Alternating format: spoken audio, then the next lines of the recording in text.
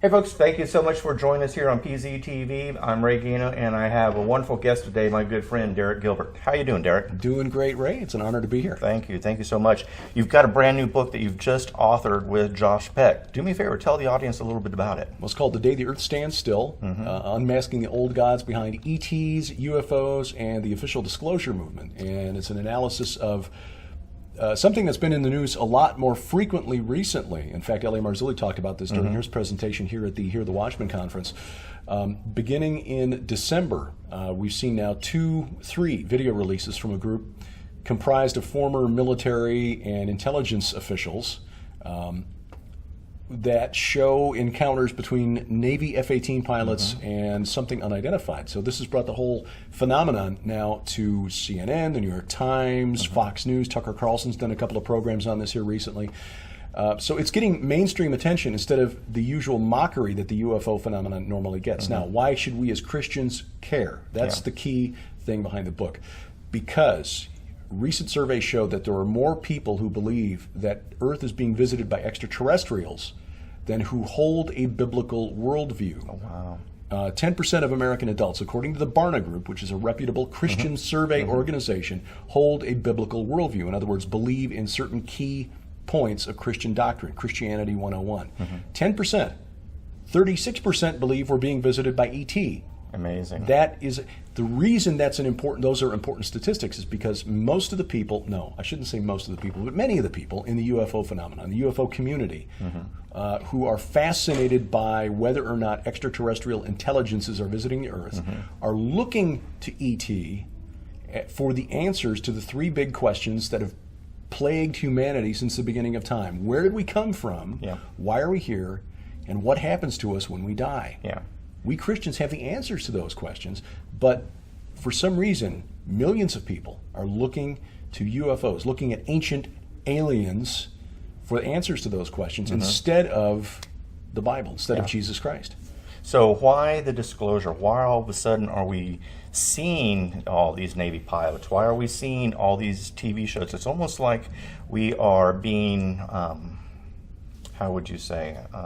Well, it's there are a couple of possible explanations for this. One is, and the group, by the way, there's one group that's been behind these releases that have gotten all this attention. It's called To the Stars Academy of Arts and Sciences. And this is a group of former intelligence officials, people who spent a career with the CIA, the Defense Intelligence Agency. One was a deputy secretary in the Defense Department for intelligence. Another was a project manager for Lockheed Martin's Skunk Works, where they developed secret aircraft like the stealth fighter. So you've got a group of people with very specific skill sets, very unique fields of expertise, and long careers in these fields, who suddenly decided last fall to form a company, go private. They're openly soliciting investors. They want people to invest in their company. And they decided that the best man for CEO of the company was Tom DeLonge, who was best known as the lead singer and lead guitarist for the rock band Blink-182. Okay, well, all right. He believes in the UFO phenomenon. Why would they pick him as a CEO? So why are rock stars and Navy pilots getting together under the banner of art and science? This company wants to promote not just the investigation of unidentified aerial phenomena, but they also want to investigate things like brain-to-computer interfaces, consciousness, which is kind of a code word for new agey, human self-directed evolution type stuff, telepathy, electrogravitic drives. So things that are cutting edge in terms of science. Into transhumanism and everything? One would assume, because again, when you start talking about consciousness and transformational science, you're talking about a self-directed evolution, which is not only the motto of the transhumanist movement, but, well, I'll leave it there. I showed in my book, and we show in the book, where it was heavily influenced by Blavatsky and Theosophy going back to the 19th century. So anyway, either these guys decided that this rock and roll singer was the best man to front this company that wants to do all this cutting-edge scientific research, or it's the intelligence community doing what the intelligence community has always done with the modern UFO phenomenon and direct the narrative. Starting with Roswell in 1947, which very likely was a domestic secret program of some type, possibly involving scientists smuggled out of Germany, Nazi scientists smuggled out under Operation Paperclip, that the U.S. government didn't want the American public to know about, and the Russian government to know about. Look over here, it's aliens. These encounters with F-18 pilots may have been the same thing. We've got suddenly the F-18 pilots catching on their radar something moving at about 3,600 miles an hour, which is half again faster than our fastest plane, the SR-71 Blackbird. Yeah. So maybe we don't want the Russians and Chinese to know about it. Maybe that's it.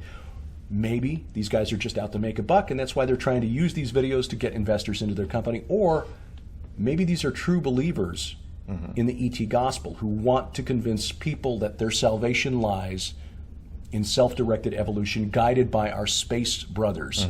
And that goes right back to Helena Blavatsky and Aleister Crowley, both of whom believed they were receiving wisdom, spiritual wisdom, to guide our transformation as humans into something more from somewhere out there.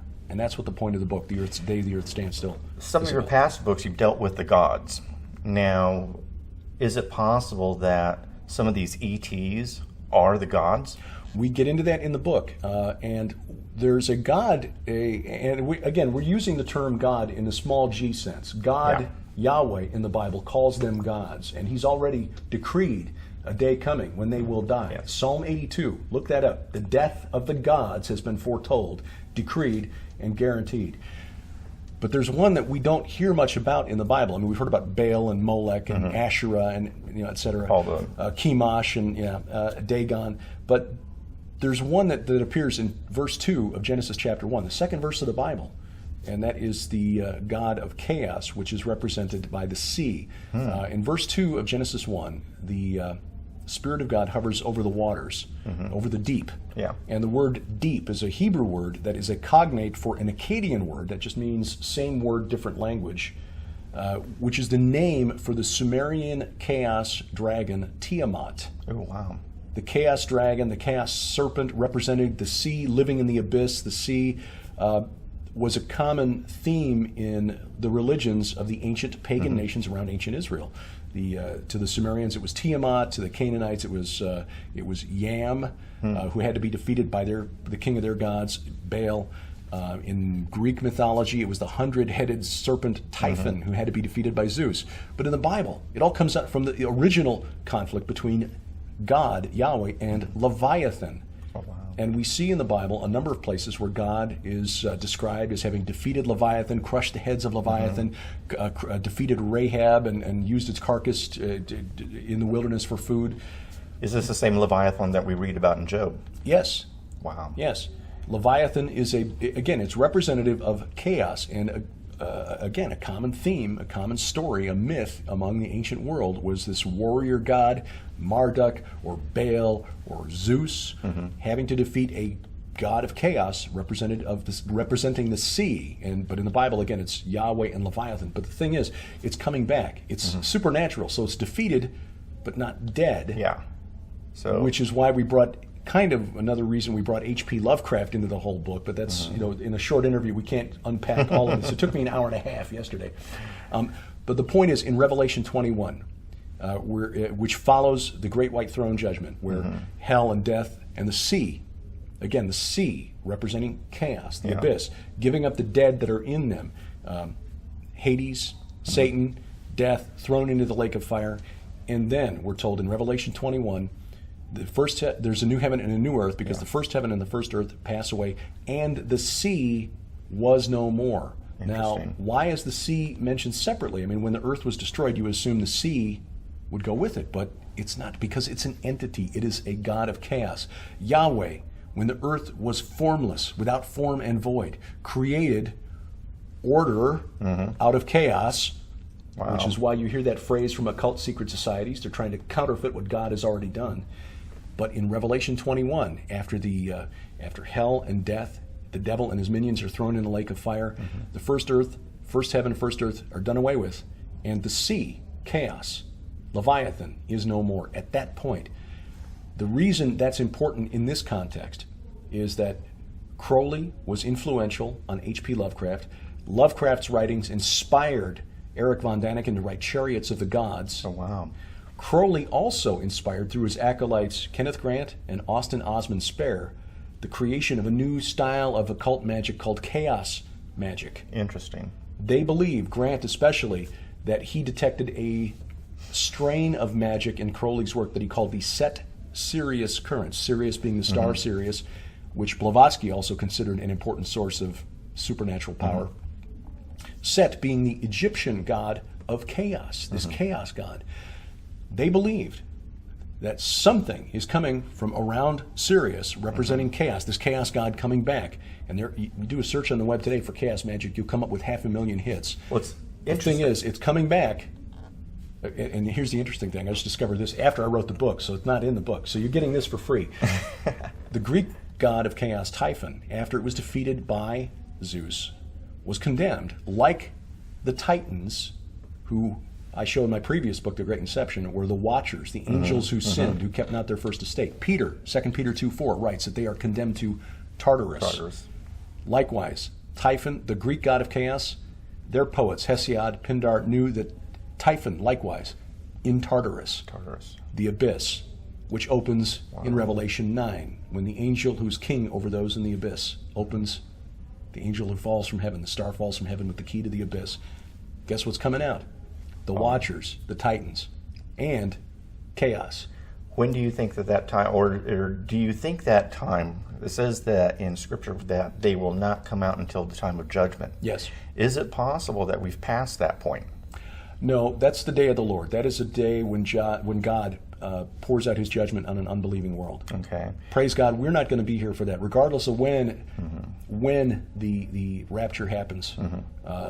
We are not appointed unto wrath. Yeah. So we may be here through some really rough times. I don't know. Yeah. Personally, I believe in a pre-tribulation rapture, and that's based on the angel's message to Daniel. Yeah. 70 weeks have been appointed for your people.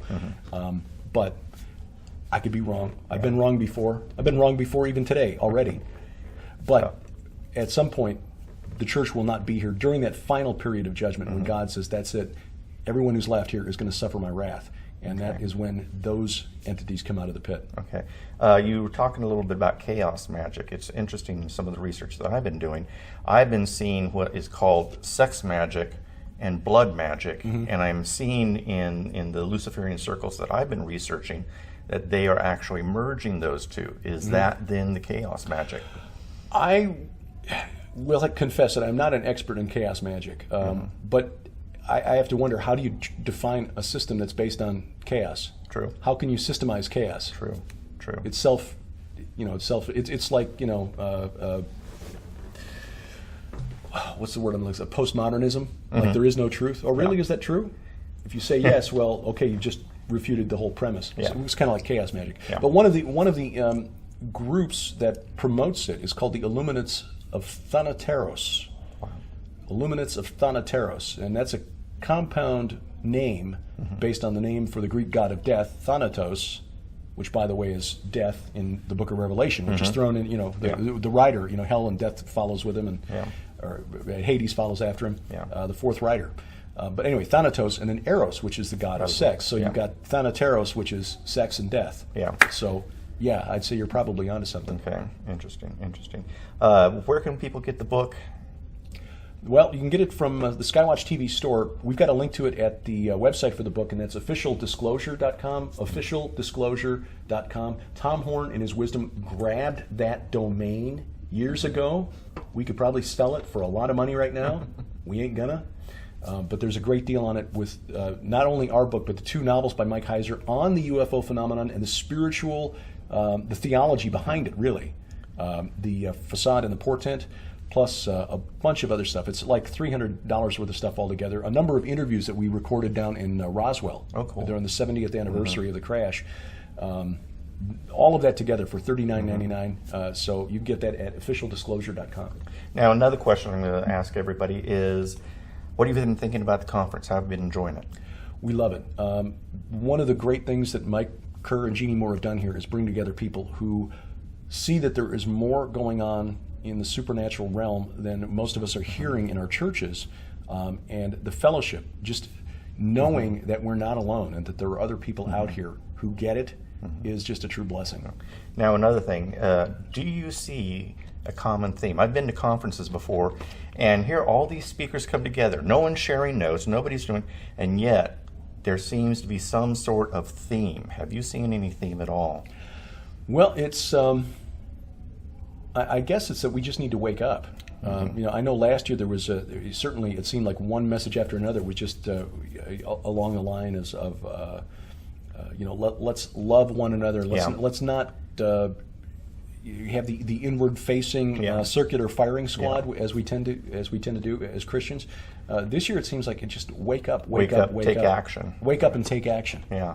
I've been seeing that in a number of the talks and everything. So no, it's been a very good conference. I'm very appreciative of Mike and Jeannie, and this has been incredible. Folks, what I want you to encourage you to do is go and get the streaming audio or streaming video from hearthewatchman.com. You're able to get 6 months of streaming audio, video, and get the entire conference, see Derek's talk, and in fact, if you want to use a coupon code, GANO20 or Gilbert 20, and it'll get $20 off. This is a great deal for you folks, and you're going to be able to replay it over and over again and see all the talks. This has been a chock full of information, and it's been an awesome, awesome conference. Thanks to Mike and Jeannie, and I just really appreciate everything. Thank you so much for taking the time. Please do me a favor, hit that little red button, subscribe, give us a thumbs up, and hit the bell so that you know that we're sending out videos. From me, I'm Ray Gano. Thank you so much for watching PZTV, and we'll see you later.